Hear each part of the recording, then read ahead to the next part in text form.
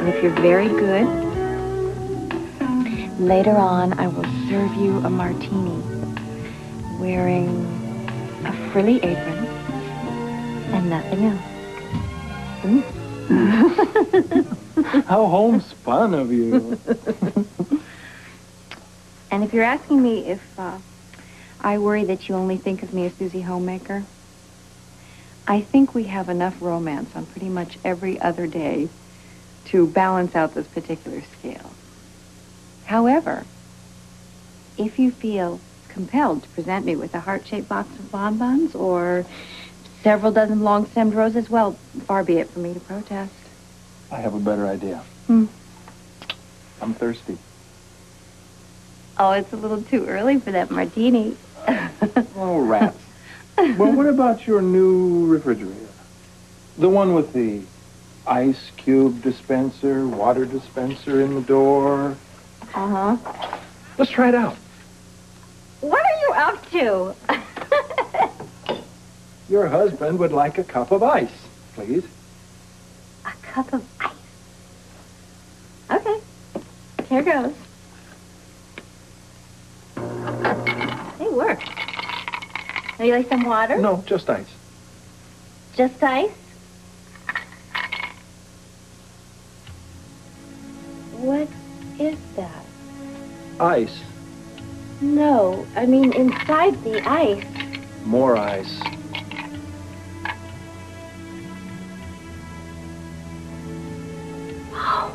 Oh my God! Diamonds! Oh! Luke! Oh!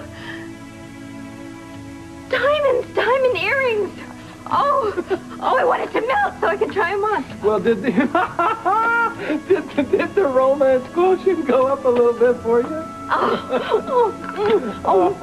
Luke. Yes, it certainly did. Baby. Oh, the martini is a double. And skip the apron altogether. Oh, Come on, now let's you're go. talking. Ignore it. Someone's at the door! I'll get it.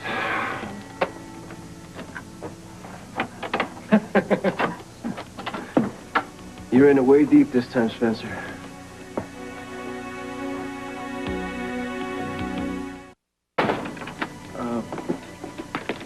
Hon, would you mind just for a couple of minutes? I'm sorry to barge in like this. You know, it's. Actually, I do mind. Could you try to conduct your business somewhere away from our front door? I'm sorry. I truly am. But some things can't be avoided.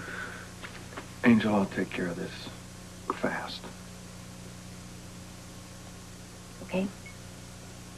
I'll go upstairs and melt my ice.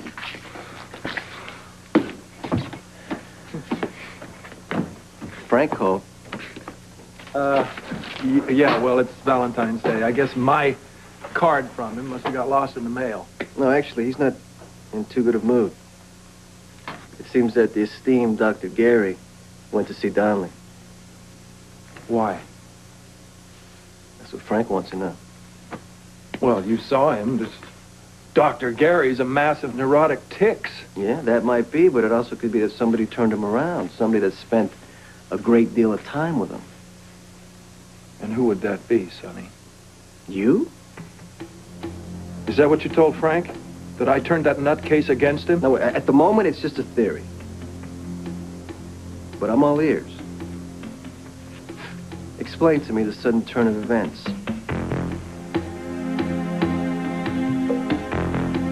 Sonny, you're standing in my house, in my living room, making some pretty wild accusations. That's not the way we do business. I'm just trying to save your butt. Let me try to bite down on this. You say Dr. Gary went to the police commissioner and blew the whistle on Frank's plan. That's what it looks like. The paranoid kid suddenly disappeared, presumably into protective custody. And you think I sent him to... It doesn't matter what I think. It's what Frank thinks that counts. No, it's what you said to Frank, what you told him that counts. You were the last one to see Gary before he cracked up. How do you know? Frank had people watching his hotel room. You were seen going in the next morning. He shows up at Donnelly's office, flipping out. Oh, come on, man.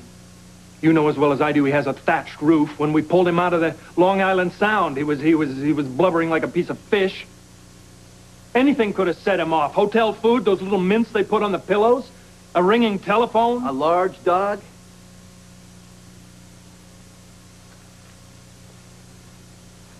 Look. Sonny, I like you. I'll tell you everything that went down between me and Dr. Gary. But you've got to come clean with me about what Frank's plan is. I told you, I don't know. The hell you don't. Everything we've done points to a breakout. You know it and I know it. Stop tap dancing. There's nobody to trust here but each other. Stop the games.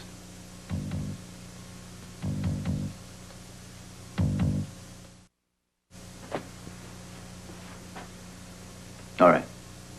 There's a breakup. Are you satisfied? I think it's important that we tell each other the truth about what we know. Mm-hmm. Okay, let's hear it. What the hell were you doing in Gary's hotel room? Well, I wasn't trying to talk him out of the job. If anything, I was trying to talk him down off the ceiling. You saw how squirrely that guy was. I thought he was losing his mind as well as his nerve. So you gave him a pep talk? I also bought him drugs. He was bouncing off the walls when I got there. He wrote himself a little prescription. I went out and got it filled for him. Mm-hmm. And? And then we talked, which wasn't easy given his state of mind. You know, I have to worry about Frank's sanity. Would you put your face under that guy's knife? I mean, he may be a doctor, but he belongs in a rubber room. He has a very impressive track record. He's done jobs for Frank before. There's no reason to believe he couldn't handle this one. I can't help but wonder if there aren't some faces out there twitching that he's sliced and folded. What you should be wondering is how you're going to convince Frank you didn't turn Gary. I convinced you, didn't I? Yeah, you convinced me. Sonny, come on. If I had an ulterior motive, why would I just waltz into the hotel in open view like that? That would be stupid. Yeah, it would.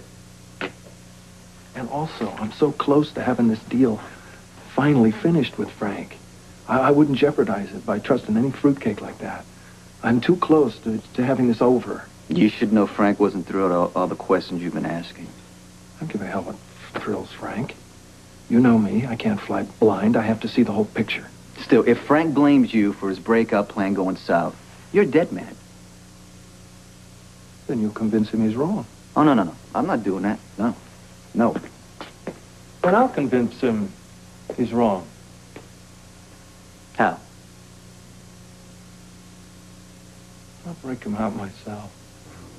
You'll break him out. Yeah, I'll need a little help. Time out a second. Frank had a little army lined up to bust him. You're going to tell me 2 guys can do it. The right 2 guys with the right plan. Sure, it'd be clean and we move fast. Fewer moving parts, the machinery will run smoother, all of that. And besides, this way you can keep an eye on me, which will make your boss very happy. Show me a plan that'll work. I'm in. But you got to get straight with Frank. Okay, set me up a meeting. I'll be in touch. And use the phone. Got it.